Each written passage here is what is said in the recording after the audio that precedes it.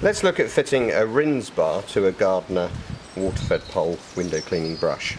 We're looking at the new 35cm rinse bar, but the procedure is exactly the same for all sizes. The first thing you need to do is to switch these screws for longer screws on your brush socket. I've already done this. These are 19mm screws now. Usually they'd be 16mm. And then you loosen the screws back off so that there's a gap between the brush socket and the brush itself. And then into this gap you slide the rinse bar,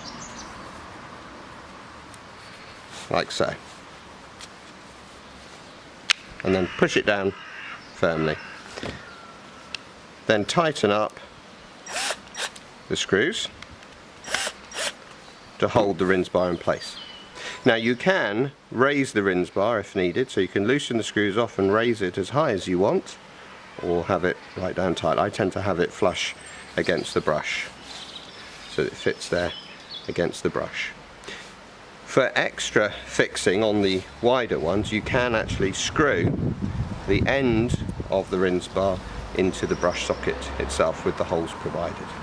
Now to connect up, on this brush I've decided I'd like the rinse bar as well as pencil jets inside the brush, so I'm using a 4-way jet connector, and I then connect the rinse bar up like that.